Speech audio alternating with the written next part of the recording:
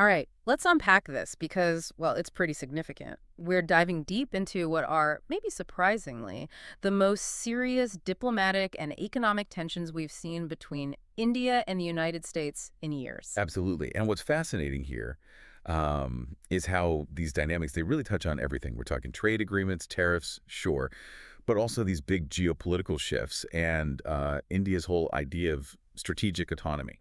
Exactly. And that's our mission today, isn't it? To go beyond just the headlines, give you a really clear understanding of what's going on using the sources we've gathered.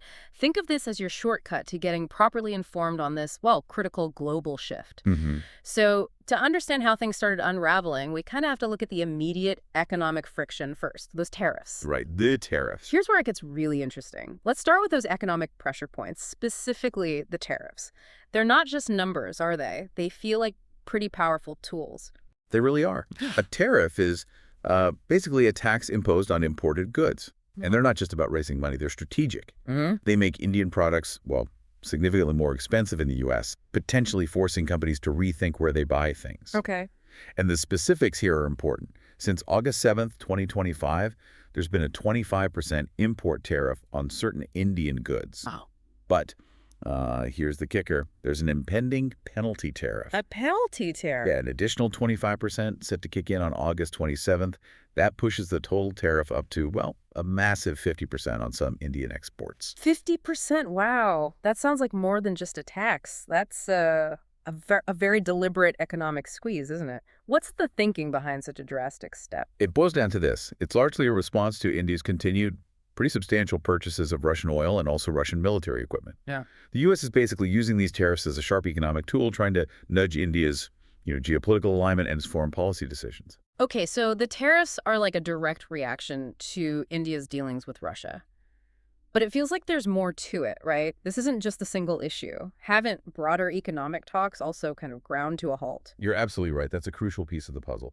The tariffs are the immediate flashpoint, definitely, but they sit alongside these deeper cracks in the economic relationship, especially concerning the stalled bilateral trade agreement, the BTA. Right, the BTA. So a BTA, it's essentially a treaty, right? It outlines all the trade terms between two countries designed to make commerce smoother, reduce barriers. And the U.S. and India, they've actually gone through 5 rounds of talks on this BTA. 5 rounds and still stuck. Still stuck, yeah. Despite all that effort, the negotiations have hit a wall. So what's the real sticking point? What's the core disagreement that's proving so hard to resolve in these BTA negotiations? Well, the main deadlock is really centered on U.S. demands for more market access in India's agriculture and dairy sectors. Market access Meaning basically allowing U.S. goods and services into India's market more easily, often by lowering regulations or tariffs. But India sees these sectors, agriculture and dairy, as, well, highly sensitive sectors. sensitive because Because they're deeply worried about the impact on their huge population of small and marginal farmers. I mean, we're talking millions of people whose livelihoods depend on this. So India's been unwilling to make concessions there. that really puts a human face on it, doesn't it? It's not just policy papers, it's people's lives. Exactly. It underscores the real-world stakes in these high-level disputes. And like you said earlier, this whole thing feels bigger than just trade. It hints at a much larger geopolitical game. This isn't just about tariffs and milk, is it? It feels like there's a bigger chessboard here. Oh, absolutely not just about trade. Far from it. Look at how the U.S. is using these tariffs against India because of India's dealings with Russia. That's a classic example of what we call secondary sanctions. Secondary sanctions. Explain that a bit. Sure. It's when a country, like the U.S. here, imposes penalties not directly on the sanctioned nation, which is Russia in this case, but on third parties, like India, for doing business with that sanctioned nation.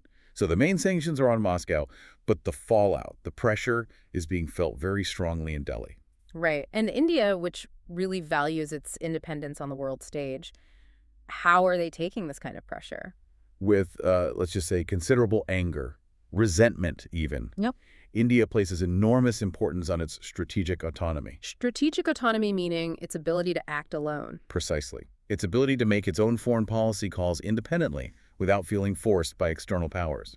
It's quite different from the usual idea of a strategic partnership, where countries coordinate, yes, but still generally respect each other's final say. India sees these tariffs as a direct attack on its sovereign right to choose its own path. So if we zoom out again, It's fascinating how these very tensions with the US seem to be maybe unintentionally pushing India towards new, perhaps unexpected alignments. We're hearing about a potential thaw between India and China that's surprising given their history. It is a really notable development, isn't it? With the U.S. relationship fraying, India and China are actually looking for ways to improve their own bilateral ties. There are high-level meetings happening, specifically aimed at cooling down those long-running border tensions. And why now? What's the driver? It seems pretty pragmatic, actually. Both countries appear to have realized that having heavily restricted trade between them ultimately hurts their own economic ambitions. So this looks like a recalibration, putting maybe economic stability ahead of some of the historical friction, at least for the moment. Okay, so if India is, let's say, hedging its bets, moving away from such a strong U.S. partnership and engaging more with China, Russia, others, what does that signal for the sort of global setup? We keep hearing this term multipolar world. Yeah, and India's actions fit right into that narrative. Multipolarity just describes a world where power isn't concentrated with one or two superpowers, but spread among several major players. The US, China, India, Russia, the EU, and potentially others. So multiple centers of power. Exactly. And as India's trust in the U.S. as a perhaps consistently reliable partner seems to be waning because of all these pressures we've discussed, it's naturally deepening its ties elsewhere, with China, with Russia, and also through multilateral groups like BRICS, that's Brazil, Russia, India, China, South Africa. So it's not just symbolic, it could actually change how global decisions get made. Potentially, yes. Yeah. It could fundamentally reshape how international consensus is built, maybe change the nature of alliances we've taken for granted. Which brings up another important point. What happens to India's role, its traditional role perhaps, as a strategic buffer, particularly when it comes to balancing China's influence in Asia? That's a really key question. A strategic buffer Okay. is, a country that sits geographically or politically between major powers and plays kind of balancing or mediating role. For a long time, the growing India-U.S. partnership was seen exactly like that, as a vital counterweight to China's rise. But now, Well, now it's complicated. With trust eroding, India's value as a partner to the U.S., paradoxically, kind of goes up and down at the same time. It goes up because the U.S. certainly doesn't want to lose India to China's sphere of influence, right? but it also goes down because that mutual confidence, that reliability factor, is weakened. And you have to see the U.S. actions here, these tariffs, as examples of protectionism. Protectionism meaning. Policies designed to shield a country's own domestic industries from foreign competition, Yeah. often using tools like tariffs or quotas.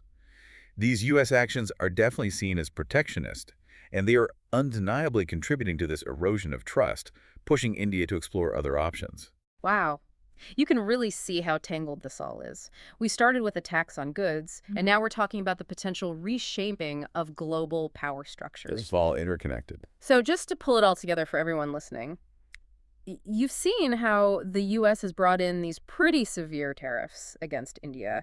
The stated reasons involve India's relationship with Russia and also its refusal to open up certain domestic markets, like agriculture. Right. And the result, well, those bilateral trade talks are stalled.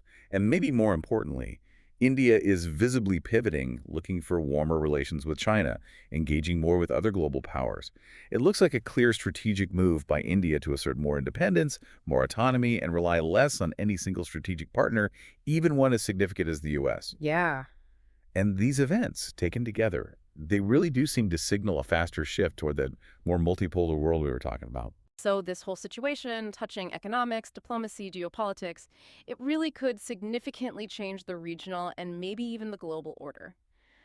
Which leaves us with a big question, doesn't it? What does this evolving landscape really mean for the future of international alliances? And, maybe even more critically, how could it ripple through the global economy in ways we haven't even fully grasped yet?